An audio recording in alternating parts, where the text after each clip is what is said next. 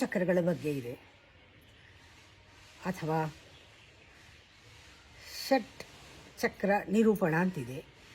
ಹೆಸರು ಗೊತ್ತಾಗುತ್ತೆ, ಜಾಗ ಗೊತ್ತಾಗುತ್ತೆ, ಮಂತ್ರ ಗೊತ್ತಾಗುತ್ತೆ, ಅದಕ್ಕೆ ಗಾಯತ್ರಿ ಮಂತ್ರ ರಿಲೇಟ್ ಮಾಡೋದು ಗೊತ್ತಾಗುತ್ತೆ, ಎಲ್ಲ ಗೊತ್ತಾಗುತ್ತೆ. ಪುಸ್ತಕದಿಂದ ಎಲ್ಲ ಬುದ್ಧಿ ಇರೋರು, ಓದೋಕ್ಕೆ ಬರೋರು, ಎಲ್ಲ ಲ್ಯಾಂಗ್ವೇಜಲ್ಲೂ ಇದೆ. ಏರ್ಪೋರ್ಟಲ್ಲೆಲ್ಲ ಬರೀ ಇಂಥ ಪುಸ್ತಕನೇ ಸಿಗೋದು, ಎಲ್ಲ ಅದನ್ನು ಓದಿ ಎಲ್ಲರಿಗೂ ಎಲ್ಲ ಗೊತ್ತು. ಆದರೆ ಆ ಚಕ್ರಗಳ ಬಗ್ಗೆ ನಿಜವಾಗ್ಲೂ ಆ ಚಕ್ರ ಒಂದು ರೋಸ್ ಆಗಿದ್ದರೆ, ತಾವರೆ ಆಗಿದ್ದರೆ, ಒಂದು ಹೂವು ಆಗಿದ್ದರೆ ಪುಸ್ತಕ ಓದೋದೇ ಅರಳಲ್ಲ. ನಮ್ಮಲ್ಲಿ ಆ ಫೀಲ್ ಬರಬೇಕು, ಮನಸ್ಸು ಸ್ಟಾಪ್ ಆಗಬೇಕು, ಹೃದಯ ಅರಳಬೇಕು, ಆ ಹೂವು ಅರಳಬೇಕು, ಅಲ್ಲಿ ಸೌರಭ ಬರೋದು.